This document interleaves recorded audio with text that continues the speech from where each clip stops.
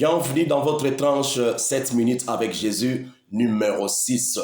Nous poursuivons ce sujet, les noms de Jésus, troisième partie.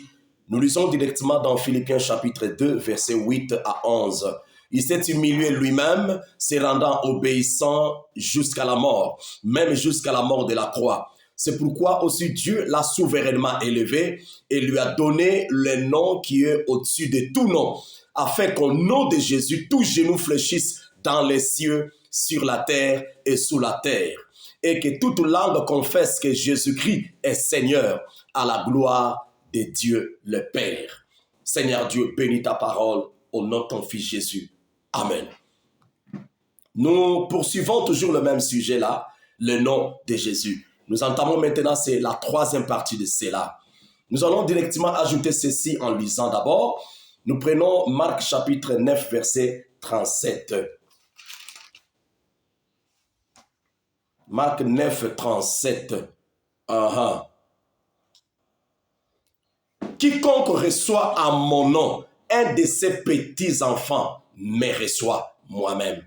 C'est Jésus qui dit. Quiconque reçoit à mon nom un de ces petits-enfants me reçoit moi-même. Et quiconque me reçoit non pas moi, mais celui qui m'a envoyé. Amen.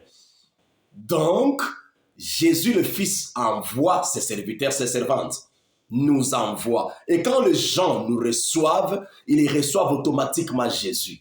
Alors, comme ces gens-là ont reçu automatiquement Jésus, donc ils reçoivent aussi automatiquement le Père qui a envoyé Jésus. Ah, ça c'est merveilleux. J'ajoute encore Jean chapitre 15, verset 16. Jean 15, 16. Très bien. Ce n'est pas vous qui m'avez choisi, mais moi, je vous ai choisi et je vous ai établi afin que vous alliez et que vous portiez du fruit et que votre fruit demeure, afin que ce que vous demanderez au Père en mon nom, il vous le donne. Oh là là là là là là. Jésus dit, ce que nous demandons au Père, nous ne demandons pas à Jésus, nous demandons au Père, mais au nom du Fils Jésus. Oh là là, pourquoi? Parce que c'est celui-là, le Fils qui était mort sur le bois du Calvaire, qui a souffert, qui a connu la souffrance humaine. Et automatiquement, nous demandons au Père, mais au nom du Fils Jésus, pour recevoir ce dont nous avons besoin. Qui se peut? Tu demandes pour ne pas recevoir parce que tu ne connais pas comment demander. Vous demandez au Père, mais au nom du Fils Jésus. Amen. Ça, c'est merveilleux. Je prends encore Marc 11, 24. Ça va nous aider. Marc 11, 24.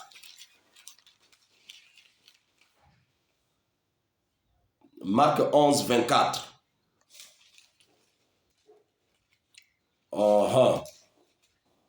Marc chapitre 11, 24. C'est pourquoi je vous dis, tout ce que vous demanderez en priant, croyez que vous l'avez reçu et vous le verrez s'accomplir.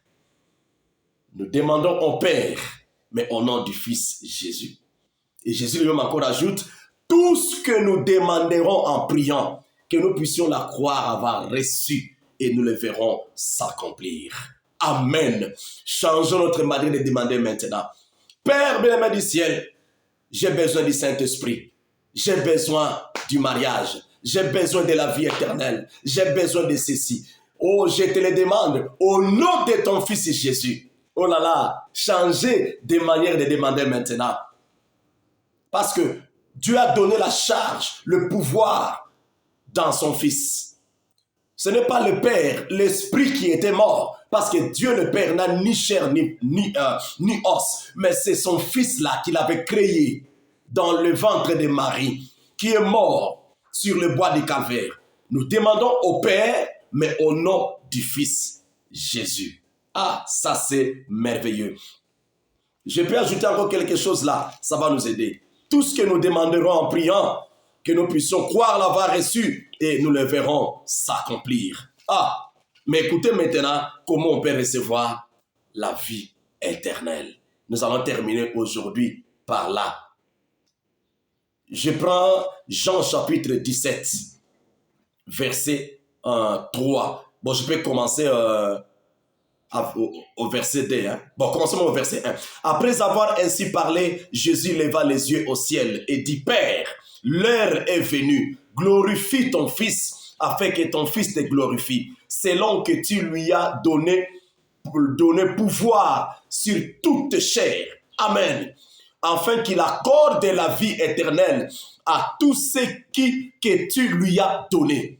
Verset 3. Or, la vie éternelle, c'est qu'ils te connaissent. Toi, le seul vrai Dieu, et celui que tu as envoyé, Jésus-Christ. Donc la vie éternelle consiste à connaître Dieu le Père, l'unique seul vrai Dieu.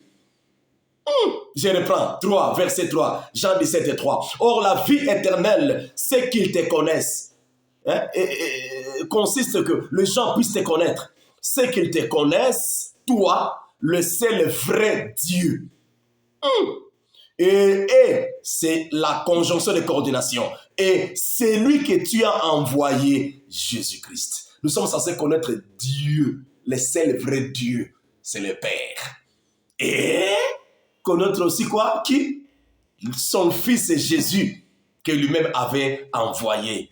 Voici, si nous comprenons qui est Dieu, qui est le Elohim là, qui est cet homme-là, et qui est son Fils qu'il a envoyé, Jésus, nous avons la vie éternelle. Que Dieu soit béni. Alors nous allons un peu insister. Vous savez, sur la terre, là au ciel, il n'y a aucun nom qui nous a été donné. C'est seulement le nom de Jésus. Nous prions au nom de Jésus. Nous demandons au nom de Jésus. Nous chassons les démons au nom de Jésus. Nous avons la victoire sur les combats des sorciers, les combats de ce monde au nom de Jésus. Nous avons la primatie. Nous allons avancer au nom de Jésus. Nous allons tout faire en acte et en parole au nom de Jésus. Ne remplacez pas les noms de gens. Moi, je m'étonne dans des églises aujourd'hui qui est appelée l'église de Jésus. Mais quel est le nom qui est souvent cité? On cite les noms de gens. Oh, le pasteur tel, oh, le prophète tel, oh, l'archibishop tel, et un tel. On élève beaucoup ces gens, mais le nom de Jésus, qui est censé être le propriétaire, le chef de l'église, n'est pas cité. Nous allons citer ce nom de Jésus. Que Dieu vous bénisse. Bénis tes enfants qui ont écouté.